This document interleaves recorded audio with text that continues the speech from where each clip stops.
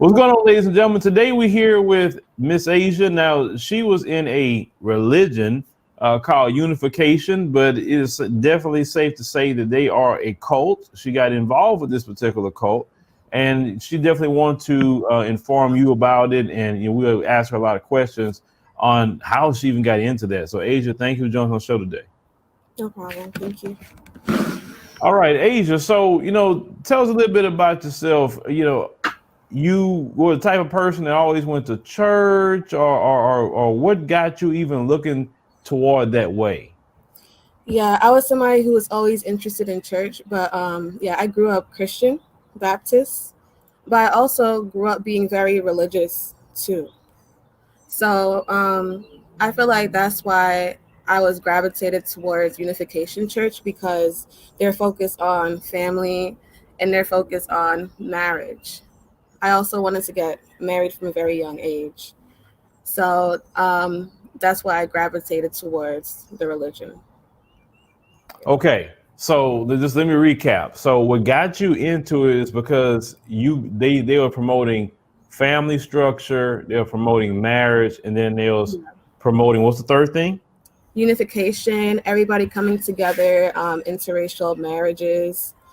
They promote everyone coming together, Black, white, Spanish, Latino, it doesn't matter your race, and getting married. Oh, okay. So let's touch on that. Well, I'll get to that third point because people will hear you even say that and they're going to go a different route. But let me stick to the main thing first. We can go that route. Okay, so let's talk about the family aspect. What did they promote with family that the Baptist church, probably the missionary Baptist church, 9 times out of 10, what was the difference with the family promotion within the two? It's like, even with Islam, for example, Christians and people who are Muslim, they both believe in family and marriage and purity and waiting until you're married. But it's just that with Islam, they go towards a more stricter side. Like how do I say? With Christian, it's like Christianity, they'll suggest for you to be holy and wait until you're married, for example. But with Islam, so just compare it so people understand, it's more of a forced thing.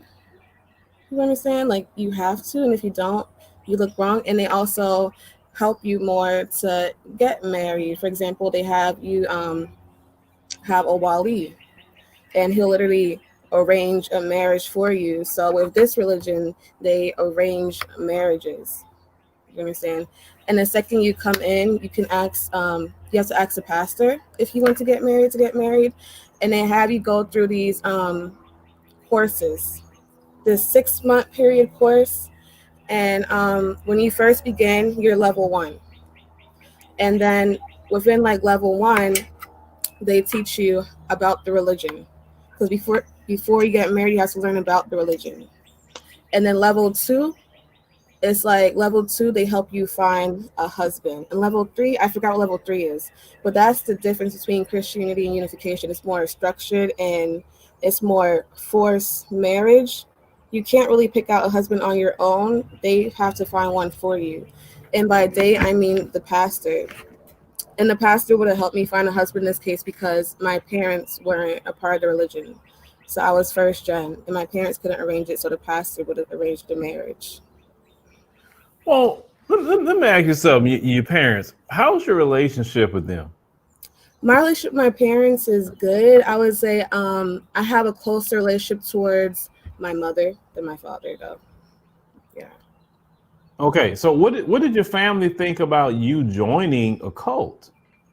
Originally, I didn't even tell them that it was a cult. I just explained that it was Christian, which is what they promote to. They just say they're Christian, of course. But when I found out it was a cult, let me not even say that. When I found out that their motive was bad, like they didn't have good motives for me, because I didn't exactly know what a cult was before I joined, if that makes sense. Like, people always say cults are bad, but they never go into detail as to what they do, except for extreme situations of mass suicide and stuff like that. So once I realized that cults were all about basically brainwashing, manipulating, and making you feel worse, I told my mother, and at first she didn't want to believe it. But then I had to go into detail with her and literally like beg her to come back because they were a cult. And she didn't really have much to say, to be honest. But I know in her heart she feels bad that I had to experience that. So your personality, do you have more of a submissive personality? Would that be safe to say, at least in regards to religion, or are you just like that with everybody? No, I would say, well, definitely religion. I like structure and order. So in that sense, I am submissive when it comes to God, if that makes sense. So when you were dating guys, how were you that way with them, or are you just like just the average, American woman on a lot of things? Like, what I'm trying to understand, like, what did they do to get you just to say it's okay to arrange a marriage, or even just to have a discussion of that with you? Because in most American women is not going to put up with you arranging a marriage for them. That's just not, no American woman will put up with that. So I'm just trying to think, what made you think that that's okay for some strange man?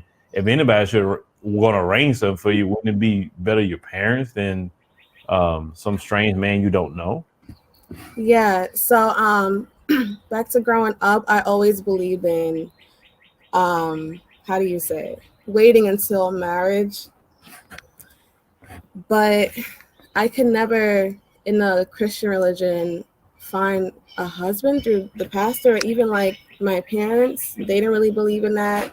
They just believed in like I don't know how to explain it. They didn't believe in marriage, my parents, and being strict in religion. My parents weren't strict when it came to religion. And I was growing up, I had that mentality of I should save myself before marriage, and I want to have a husband instead of a boyfriend because it's more beneficial. So when I was about 18 years old, I switched to Islam because I was very attracted to the idea of having somebody find me a husband, So just growing up, I was attracted to finding a husband before a boyfriend and being really religious. Well, what kind of Islam did you get involved with? Sunni. Okay, because I knew you wasn't in the Nation of Islam, because No. most of those young sisters get married real quick. Marriage is very promoted in the Nation of Islam. I know that much. Yeah, I didn't want to be a Nation of Islam. I know people who are a Nation of Islam. I didn't want to because they also believe that Black people are better than any other race, and that just doesn't make any sense to me. I was just gravitated towards finding a husband instead of a boyfriend. That part about it, and covering up and being conservative and making sure that you're not dressed inappropriate and just being very close to God. That's what I was attracted to growing up. And still, Okay. Yeah. So it's two things that you homing in on, and I'm trying to, like, where did you grow up? Did you grow up in a Black community? Did you grow up in a like predominantly white community, a mixed community? What kind of neighborhood you grew up in? So I grew up in Brooklyn, New York, which is predominantly Black. I grew up in Canarsie, Brooklyn, to be exact. Okay, and you were born here in the United States? Yeah. Okay, and your parents, they were born here as well? Yes, but my grandparents, they were born in Haiti. So, Okay, so your background, your family background is Haitian. yes. Okay, so you said something twice, and I need to know where that comes from. So in the beginning, you said that cult would be okay with, you said, interracial marriage, or everybody just coming together, it don't matter what race. Then you talked about the Nation of Islam and saying how they believe that basically the Black man and woman is their original people, and they just really promote that. And do you know who the first man and woman were on Earth? Adam and Eve. Yes.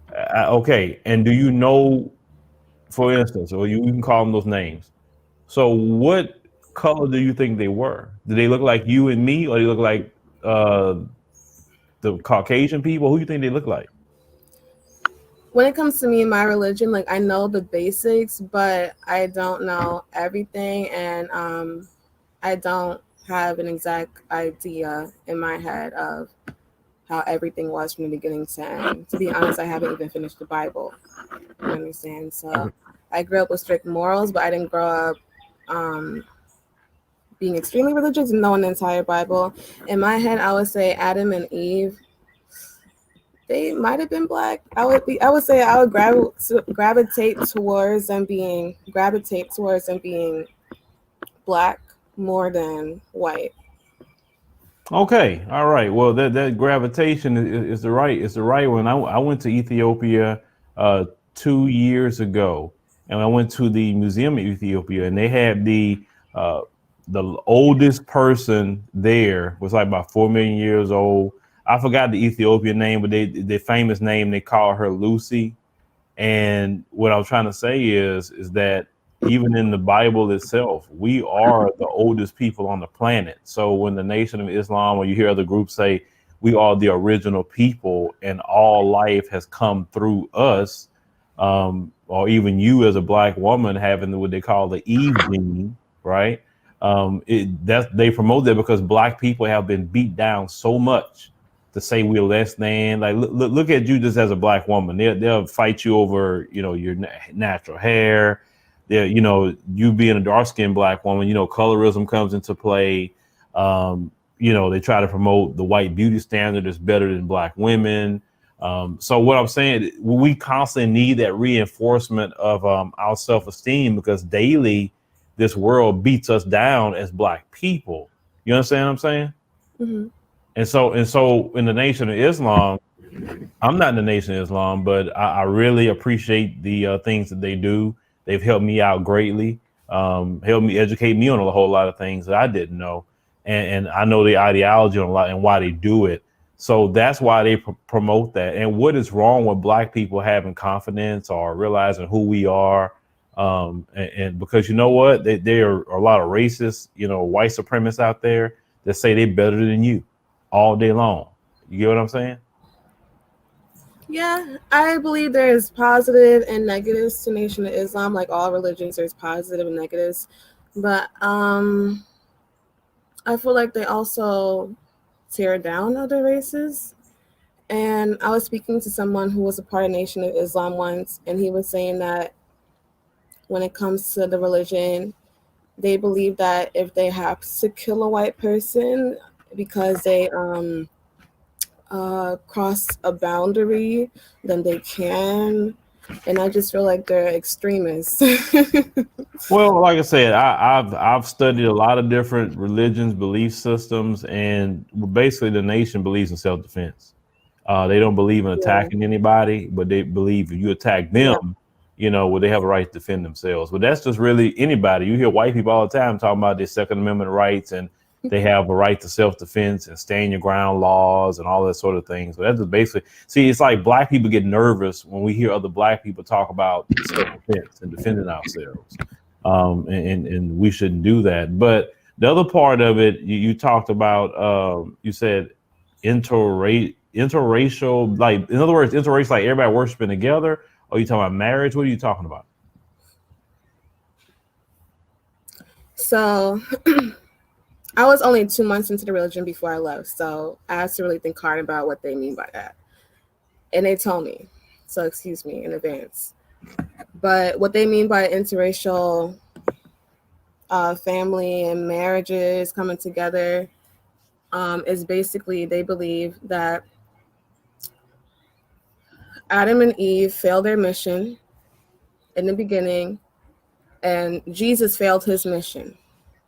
And Jesus's mission originally, when he came here, was to get everybody to be one and everybody to love each other, because as we know, people are segregated these days. It's black, white, Asian, like we're all separated. We're not as one.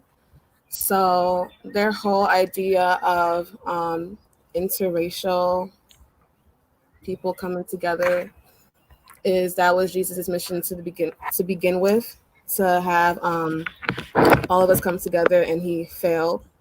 So when true parents came on the earth, they succeeded in their mission. So now Blacks, whites, Spanish, Latinos, we can all come together, be happy, start a family and stuff like that. And like I said, they succeeded in their mission to have all of us come together, all races come together and be united. Okay, let's go back to Jesus. See, this is, and I'm not insist what I'm about to say. I'm not picking on you, but I'm just trying to tell you. Do you see how dangerous it is when people don't read? Because you admitted that you didn't read the Bible at all. I knew the basics of the Bible. I have read the Bible, but I haven't finished the Bible. So going to church, they teach you about the Bible, of course. So I do know. Oh, okay. Yeah. How many books of have you read the New Testament? So. Okay. When you say so, how many books of the New Testament have you read? Have you ever read the Gospels? No. Okay. Have you read the Old Testament? Yes, like a couple of pages. But like I said too, I feel like I didn't say this, but I'll add this on. I feel like it wasn't really necessary reading the full thing because I had my pastor preaching it to me every Sunday. Okay. And also part of it was being lazy.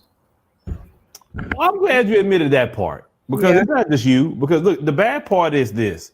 I hate when we as Black people make white supremacists right when we say if you want to hide something from a Negro, put it in a book. Because if you're going to be in a religion, Christianity, Islam, whatever, you should read your Bible, you should read your Quran, or whatever else you're going to read. At least know that way when somebody come and bring you some misinformation and straight up lies, you can say, hey, man, that's all, lady. That's not in a Bible. What are you talking about? So they taught you the mission of Christ was to make everybody love each other. Yeah. And everybody just from different people groups just to make families. And what's this person that's supposed to succeeded in doing this? True parents. And who is that? Yeah, so that's one Korean lady. I forgot her name. They call her True Mother, and a Korean man called True Father. So the whole religion is Korean based. Oh, so it's not even African based. No. Huh. Okay. It's Korean based. Hey, let me ask you a question. Have you seen those videos? You say you from Brooklyn. Did you see that video with the Black women in that red apple nail salon? Can you be more specific? Okay. In Brooklyn, 2 years ago, they had a video come out and people protesting everything right there in Brooklyn. That's your hood, right? Yeah. So they did, the Korean women was beating Black women. They jumped them. They had broomsticks and everything. Yeah. Okay, against Black women. Did you see that video? Yeah. Okay. Well, that's not people coming together. So this True Mother and True Father from Korea came and controlled Koreans to come together with nobody. How many other stories have we seen of people, Chinese or whoever else, attacking Black people, especially Black women in nail shops, beauty supply stores? Have you seen those videos? Yeah. Okay. So since you've seen those videos, sister, how could you believe that this True Mother, True Father cult people succeeded in their mission? How? Okay, so coming into the religion, how do you say it? I wasn't so much more believing in them, but just open to the idea of believing. So I can't even say like while I was there I believed what they were preaching and what they were saying, but I was open to listening to what they had to say. Okay. So you went into but you said your motivation was family, your motivation was marriage. My motivation in going to the religion was to get married, hopefully. Okay. So my thing is, so you could not like just like any other woman, like say, hey, I'm looking for this kind of guy. You know, he has to have these qualities, and of course, there's qualities that's character based. You know, qualities, not something superficial like he got to have $100 million. You know, that sort of thing. But so you mean to tell me you need a whole people who's just straight lying to you to tell me that you can't find? And I'm not even saying that. If you know your Bible, they said a man or a husband finds a wife. He who finds a good thing finds a wife, finds a good thing, right? Obtains favor from the Lord. But if you read your Bible, you probably would know that scripture. That's why I'm saying it goes back to reading. So if you'd have read your Bible, you probably would have said, you know what, let me be a type of woman who's, you know, preparing myself for my future husband, like, you know, being a woman of good character. You know, hey, you say you're saving yourself, being a woman that's feminine, not being a part of feminism.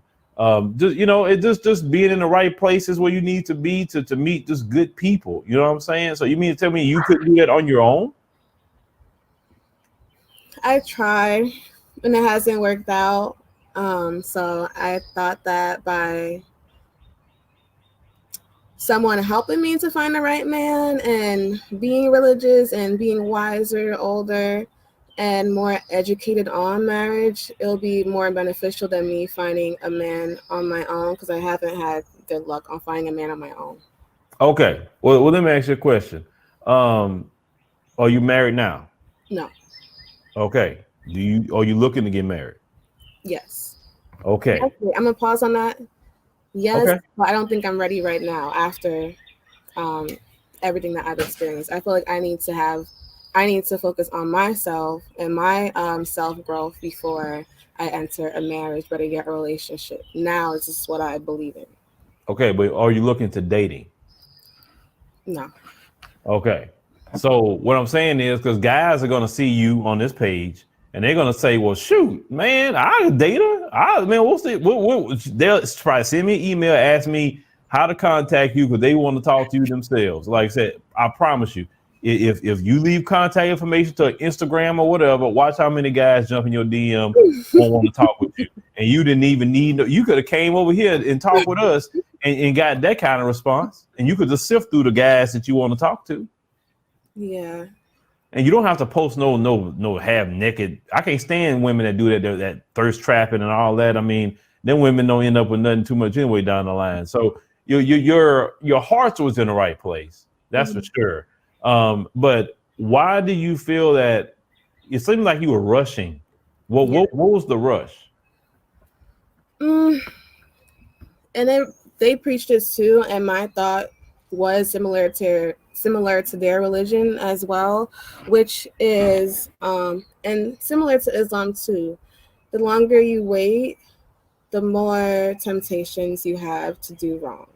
And what I mean by that is, I mean like premarital intercourse, boyfriend and girlfriend. Like, the longer I waited, the more I would have been tempted to do those things. And I don't want to do those things. It's not so much of the religion says not to do it, and that's why I don't want to do it. But I just know better. I don't want to do it because I know that brings trouble. And I know to find a husband in my heart will be better than getting involved in this nonsense with guys these days that don't want to take you serious, or like I said, premarital sex. So yeah. Well, from someone who's married now, and this is my, definitely I've been married twice. Okay. The first time I was married almost 10 years and going on 9 years now. And I would tell you from my experience, it's better to wait for multiple reasons. One, you just need to mature as a human being. And it's not good to get involved in marriage too young. Also, you just need to live life a little bit. You need to travel, go see the world. You have a passport? Yeah. Okay. Well, I know you. When last time you been to Haiti? I've been to DR. It's the closest I've been to Haiti, Dominican Republic. Okay, you've been to the Dominican Republic, but not Haiti. Okay. Have you been to the continent of Africa? No. Okay. Well, from what you're describing, I don't think it'd be hard for you to find if you're trying to get married and settle down. I know there's brothers out there that want to get married and settle down and do the right thing. Now our brothers out here just want to just, you know, do bad things. I'm telling you, no, they got some good brothers out here. I even know some. But what I want to ask also with that is, in this particular, you know, religion cult ran by Koreans, how did you feel actually being in there and dealing with the main preacher? What was the preacher's name? His name was Pastor Levi. Okay, Pastor Levi. What was your relationship with Pastor Levi? When I originally came there, it was good vibes from him. I originally came there to their ACLC meeting the first time I came, and I didn't have enough money to enter, and he automatically gave me money to enter the meeting. So I just like wait. Hold on, sis. They're charging a cover charge? Yeah. How much is the cover charge? I don't know what cover charge means. Sorry. In other words, like when you go to a club and you got to pay money to get into the club. Okay, so Sunday service doesn't cost money, but they encouraged me to go to their ACLC meeting. So that's a monthly meeting with leaders in the church. They come together and discuss private things, and they discuss how they're gonna I don't know how to explain how they're gonna work the church and what sections need help. You know what I'm saying? Like, okay, gotcha. yeah. How much do they charge you to get in there? They charge like $10 per person, which I didn't know in advance coming there. They just told me to come. Okay, so how many people normally show up to those meetings on average? I would say about 30. 30. Okay, so they're pocketing at least what, $300 on average? Yeah. Boy, that's a hustle, man. They doing a little bit more than Creflo Dollar in them. Creflo Dollar don't charge you a cover charge to get in the church, but that's, man, they on a different level with that one. Do they also ask for tithes? Yes. And now, when they ask you for tithes, what do they tell you about that? They don't say anything. And that's the thing. They're totally different from the Christian church because they don't really go an explanation as to why you should do what you do. They just say you should do it. Does the preacher want access to your bank account? No. Okay. Well, hey, I have to ask these questions. You know, these preachers these days. Okay. So you usually, what's going on with the preacher? Like, was he involved with women as well? Like, do we see in a lot of these churches, or what was his issue? As far as females go, and this pastor, one thing that stood out to me that was weird is I never saw his wife there, except for once for like a day or so. But that was in the house that I was staying with the pastor. And he was wait, hold on. You were staying in the house with the pastor? Yes. Like living there? Yes. And why did you end up at that man's house? Okay, so long story short, I was looking to a roommate during that time. Okay, so coming to the church, I asked them if they, by chance, knew any people that I could roommate with, or knew of any housings that they could offer me, because I know sometimes churches help with that, of course. So when I originally asked the pastor if I could, if he knew any company that I could go to find housing, I didn't think he would offer me to stay at his house. Now I would like to add to, it wasn't just him in the house. It was a reverend and his wife and a music director living there. Okay, so I just like jumped on his offer when he asked me to live there because I was already wanting to move out at the time. And I don't think it was smart of me to do that, but I jumped on the offer because I didn't want to stay at parents' house no more. Okay, so you leave your mom and daddy house, so people you know, to go into a house with some strange people that you don't even know. Also, I'd like to add too. So me living there, I thought it would also be a spiritual journey, like a retreat in a sense where my And what was part of this retreat? So in the retreat in my head that I thought would have been the case, it's just positive people, learning about the Bible, learning about God. Like I said, my spirits being uplifted and not having any negativity within my inner circle. So I thought living there, it would have been a really positive experience. And at the time I was doing a lot of technology work with them. So I thought that I would have been able to, you know, find myself living with them. Mm-hmm. But what was the real deal when you lived with them, though? They broke me down. How do they do that? So I learned this is what they all do, the pastors and the people who are up above. Okay, for the audience, can you describe how they broke you down? Okay, so the pastor, what he did was he called me names. He commented on the fact that he feels like I get up too much, and he's basically hinted at me. He hinted at him feeling like I could have ADHD, so he put that in my head. He's told me that he's surprised that I have a high school diploma because I act slow. What else has he said? He said that I act like a little girl, so trying to groom me. I feel like he was doing too. He's called me fat. What else? What else did he do? A lot of things. I have it in my phone too. He's called me fat. He one time he blasted me while he was preaching at church, saying that I shouldn't have gotten up to go to the bathroom, basically, which I found very inappropriate. So I was at this time recording a video for him for his sermon because that was my job, and it was on a tripod, of course. So I didn't feel like I couldn't have left. I couldn't leave at that moment because I really could have left if I want to because everything was set. They didn't really need me at that moment. So I went to the bathroom to cough, and he automatically stopped his whole sermon and screamed at me and was like, "Where are you going? Why are you getting up? Like, what's wrong with you? Basically, you get up too much." And the whole church service started laughing at me, and it made me cry because he embarrassed me and put me on the spot. It made me feel less than.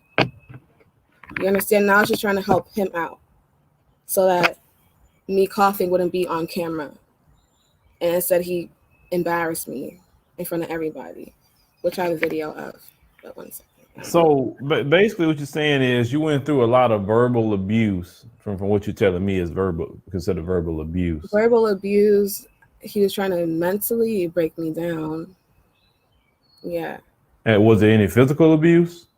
No, but I feel like if I stayed long enough, maybe that would have happened too. Based off of how he acted, I just knew that I knew the type of person he was based off the way he acted, and he didn't have to do much. To be honest, Did he call you any racialized stereotypes or slurs? And it's killing me because I have like a whole summary on what happened. If you could wait 1 second for me to find that. And also being there, he was sexually inappropriate, one, and then he was verbally inappropriate. Okay, but did he call you any racial slurs or racial stereotypes? I have to think about this because I feel like he did in a sense. It was little, but I feel like maybe that's what it really was. One time we were sitting down and he commented on my long nails, saying that girls with long nails can't think straight. So I don't know if that was or not, but maybe it was. Okay. So you also say he was sexually inappropriate. Like what did he? Well, I mean, you don't have to get too graphic with it, but what did he say? Within a PG style response. No, it wasn't like he never raped me, thank God, or did anything that extreme. But like I said, I didn't want to wait for it to get that extreme, which would probably happen. But excuse me, I have to look at my notes because so many things happen, and I don't want to just go based off of what I think. I want to go based off of what actually happened. So My first run into Pastor Levi was with sexual inappropriateness was when we were at a grocery store. He had bought a Danish and he had took a bite out of it, rotated the bitten section towards me, and then told me to take a bite out of it forcefully, the part that he bit. Secondly, asking me how many times I take a shower a day. He would ask me that like frequently.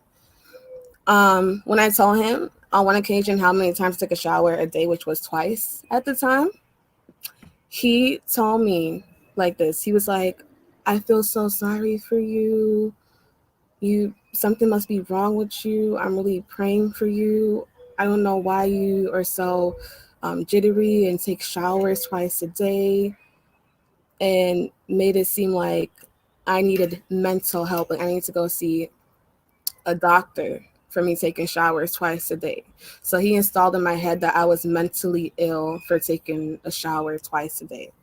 No, you wasn't mentally ill. You was acting godly.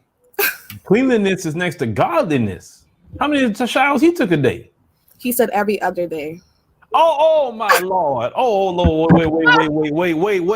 Wait. So you got this, and listen, I'm sorry, I will say this. You got this goofy bastard telling you something wrong with you for taking a shower twice a day. This fool gonna tell you every other day. How you be in the house with somebody that take a shower every other day? You know black folks not raised like that, sister. That's crazy. You know good and well you come in the house smelling it, like you better get in that bathroom and take a shower, brush your teeth, comb your hair, put on some lotion on your ass, your ankles, and your knees and elbows. You know the way we raised. Even if you're from the Caribbean, it's all the same. That's true. So where was he from? Because okay, if that's the case, he's even worse. He a dirty Negro every other day. Like, where does he come from? So you're something wrong with you for taking a bath, but nothing wrong with him taking an every other day bath. No. Oh Jesus. Oh man. Now this now you done made the story worse for me. Now I didn't know all that part. So this was a black church underneath a particular cult started by Koreans. Yes. But there's several churches around the country. Okay, so this is so I'm just recapping now just to help us understand, because I'm as you talking, I'm taking in the information too. So you got this black preacher collecting a $300 cover charge on average. You living at his house. All the people in the house, were they all, the music minister and all the different people, they was all black too, or they was like black, white, whatever? Yeah, it was interracial. So the reverend was Japanese. His wife was Spanish. She was Mexican. And there was a choir director. She was black. Okay, all right. And everybody in this house, but oh wow, that is very interesting. So why would you basically need? It sounds like you were leaving your mama house to go to somebody else's house to be your parent, though, from what I'm hearing. I thought I was jumping into a better situation. A better situation would have been your own house. Yeah. By yourself. That would have been like I mean, if that's the case, you should have stayed home with mom and daddy. Living with my dad, he was verbally abusive. Okay. So that was motivated you to move out because your dad was verbally abusive? Yes. Verbally, mentally abusive. Okay, so and now it's starting to come together a little bit, because I was trying to understand, like, why would you leave your parents' house? So your view of a lot of men probably came from your dad, maybe? Do you mean like the men that I choose? Well, I ain't go there yet, but I mean, like, just how you view men in general. I mean, has your dad always been that way? For as long as I can remember, yes, but not always. Things changed between us when I moved in with him and my mother. Okay. Yeah. And what did your mom say about that when he was, talking crazy to you? The pastor or my father? No, you told me your father. Well, my mother is married to him still till this day. So you know how females, I don't want to bash my mother, but you know how females are. when they stick with a man who's abusive, just like the psychology part of it. They may think it's not okay, but they're never going to say it out loud. They may on some occasions, but regardless, they're still sticking with him. I knew better to leave, but she didn't know better to leave because she feels like she needs him. I got you. But wouldn't you would have said at the time, like, man, look, I don't care if I got to go rent me an Airbnb once a month or something. Wouldn't you think it would be better to be in your own place, or you just wasn't financially in a position to? Yeah, I wasn't financially in a position to do so. I just had gotten a job at the time. Okay. So are you in college now, or you completed college? Like, where you at with that? Right now, I'm filling in applications. Okay. Oh, so probably coronavirus and got you too, right? Yeah. So okay. Yeah, I understand. It's got a whole lot of people right now. So when you was within this religion, you say you hardly saw the man's wife. You was in this house. Yeah. You were being verbally abused, I guess, again. And it wasn't again, but it wasn't like that in the beginning. Like with all predators, I have to say, they sweet talk you, they make you feel special. And then when I moved, and it was like, wow, like I just saw a total different side of him, which was the verbally and mentally abusive part. At that moment, I probably thought that he got me and I wouldn't have left, because I told him my backstory about my father, about how he's verbally and mentally abusive. So me telling him that, he in his head probably thought, okay, so she's not going to want to go back home. So she's going to stay with me and I can treat her however I want to treat her, because I just can do that at this point. Mm-hmm. You're right. All right. Because, I always tell people this. And I know you were saying about, you want to get married and not live together and do X, Y, Z. I did that the first time I got married. And the second time I got married, because I learned my lesson that you don't know a person till you live with them. And I would say live with them at least 6 months just to see, because listen, within 6 months, you're going to see all their ways. You're going to see their bad habits. You're going to see if they're clean, they're not clean. You're going to see how they handle the money, everything. Because you don't want to put your name on a dotted line with somebody like that. And they're like, whoa, what did I get myself into? Now I'm in a whole marriage. And when I did that, like with my wife, and I got to see, okay, hey, I can, be with her on a marriage and permanent basis. And it worked out better, because the first time I didn't do that. I just kind of was doing things like you were doing things. And, you live and learn. Like I said, I'm a little older.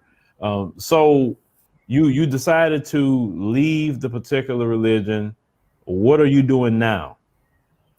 Right now, honestly, I'm just focusing on myself. And I don't know whether or not I'm going to go to college or the military. So I'm just basically finding out what I want to do right now. But I am filling in applications for college at this moment. And I can't work because of the virus, so I'm just at home at this moment. What do you ever thought? Well, I know probably, with this virus situation, if you look at what they consider essential businesses, I would say get some training or get a degree in something that's essential, because people that's considered essential right now, they're working, while people who's, what they consider non-essential, it's not. I always tell young sisters, if you have a desire for that, go into nursing, because there's a lot of money in that. And once you get out or whatever at school, now, because of this virus situation, they fast tracking people through that program. But, we won't have a pandemic, like all the time. So that's not nothing I would say would be your life as a nurse. But, okay, so you're just trying to figure some things out right now. Yeah. It seems like to me that your view of God, you wanted basically the relationship with God, but you was going through men to do so instead of going directly to God yourself. And I believe this: if you got a lot of free time now, take the time and read the Bible. If anything, start with the Gospels. Read Matthew, Mark, Luke, and John. Or you can read one book of the Old Testament, and you can study different things. Like, you got time, read it yourself. That's what I would tell you. Learn to pray for yourself. You don't need no man or woman to pray for you or do anything with you. If you want to have a relationship with God yourself, you can do that. That way, people won't deceive you. And I'm talking to you because I'm speaking on that from personal experience. My degree that I have is in theology. Okay. And I'm telling you, I spent a lot of times, studying the Bible, reading, doing a lot of things with that to get my degree. You don't need no pastor to do anything for you. No bishop, no apostle, no whoever. They're men or women like you. You can go to God yourself. See, part of the mission of Christ was to get rid of the curse that was on us from that Old Testament and redeem us, and also tear down that veil that separated us from God. Because if you understand Old Testament law, then you would know why there was a veil between us and God. Well, now, because of the work of Christ, which he did succeed, and he didn't fail, he didn't come here to bring you together. Satan's still on the earth. So you're going to have evil every day. I mean, look at the country we live in, racism, white supremacy. You know what I'm saying? The devil is still around. But what I'm saying is read your Bible for yourself since you got time. Try to, let's say, look into something that's going to pay you real good. I mean, that's what I would do. If I was young like you, I'll focus my attention on that. And then one day, don't rush it. The right man to come along, or a man of good character, and y'all hit it off real good. You'll know it when you meet them. And that's just the best way. Let me tell you something. You find the best people when you're not looking. I hear that all the time. Well, if you hear it all the time, young sister, well, you say just take heed. Just take heed. I mean, it's no rush. It is no rush. I know not sometimes, let me back up. I know sometimes women get into a rush when they get in their 30s because like, oh, the biological clock is ticking on me for children. But trust me, you can find, and then also, like I said, open your horizons. You can go to the continent if you would like to. And that's a pool of people. They're more family oriented, I'm gonna say, in the continent than we are here in America. Because I was looking at a study that America is actually the most individualistic country on earth. But on the continent, they are, real family oriented. So you probably would like that a lot more, being family oriented. So there's a lot of things that you can do. I mean, even in the South, we still live in more family oriented. So I'm not trying to tell you how to date, but I'm just trying to not allow you to get caught in another situation. Yeah. Where you're going to some Looney Tune fool who not taking a bath every day. Listen, you can't tell me about no Bible if you ain't taking a bath. Yeah. Yeah, you just can't do that. No, no. Simple things like cleaning your body, brushing your teeth, putting on deodorant. Now, listen. Every other day, I mean, just think about this. He telling you got a mental problem, and he don't put on deodorant. Now I know he had to smell sometime. Come on.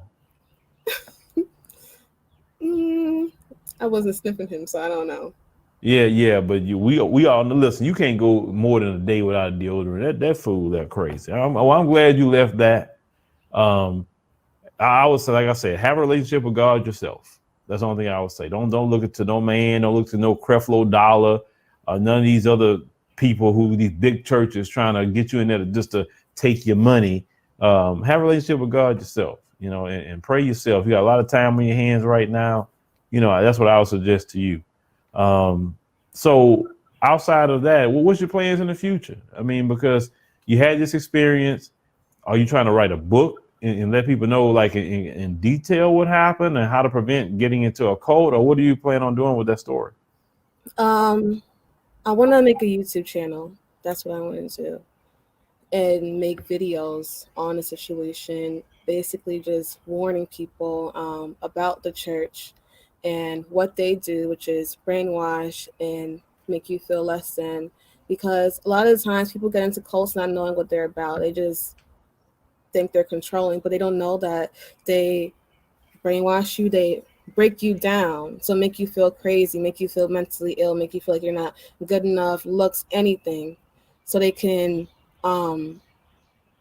make you their own, make you their slave, essentially, make you do whatever they want, because you're in your head now, you think that you're not good enough mentally. So you come here on this essentially spiritual journey thinking you're going to grow, being in a situation where people are making you do certain things, and now you think you're going to be organized, but that's not the case. You're just going to be belittled and degraded, and like I said, they're going to make you feel less than, and essentially have you doing whatever for them because you're not good enough. If you for a second think that They're wrong. You're crazy. I know people in that church, which is called Family Federation Community Center, them exactly, who come there every single day and clean for them for free. And I don't think this for any other reason than them brainwashing them. You understand? So I want to warn people about cults. I want to warn people about the Unification Church. All right, and I would suggest create that YouTube channel, create a podcast, create anything you can on social media, and get the word out about cults. I mean, because some cults, as you know, like the Branch Davidian cult, the Jim Jones, his cult, you know, sometimes people die off of that. So it's good you didn't die at that time period. But what I will say, and let me get back on what I will say is this is why we need the older sisters to start looking after the young sisters, you know, because we need that. Just like we need the older brothers to look after the younger brothers sometimes. So we see them, you know, say, hey, come on, you don't need to be over here with them people. You know, that's something that I used to seeing growing up. But now today, you know, grandma wants to compete with people your age, and grandma's young now. Grandma's 45 now. And that's how it was being over there. You say you saw it over there? That's how it was being over there. They weren't helpful, the older females, but they were just so much more of competing and trying to get the pastor that they didn't even think what happened was wrong. Okay. Yeah, and that's a interview and story in another day. That's for sure. That I think that's so wrong when you got older women trying to compete with younger women. Look, you were young once. You look, just move on. Let them young girls have their shine. You know, it's like I'm not trying to stand them young boys' way. Let them young boys do what they want to do. I'm on a different plane now. I mean, they got to get to where I'm at. But Asiah, how can people you know, contact you? Do you have like an Instagram or Facebook? How can people contact you if they want to ask you some more questions about it? Maybe somebody's in that cult right now and they're like, oh man, I'm in this crap. So how can they contact you? So my Instagram is at Asiah, ASIAH _ 2 underscores H. And you can also contact me on my Facebook. My Facebook is at Asiah, one second, Asiah, ASIAH, HZ. Okay, we'll put the links, you know, down there, and people, you know, want to ask you questions, you know, and I ask, you know, people be respectful, guys, you know, be respectful, you know, because some of them at times, you know, they be thirsty, you know how some of that is, you know, not everybody, of course. I'm just saying, just for the few that could be that way. But Asiah, listen, you take care of yourself.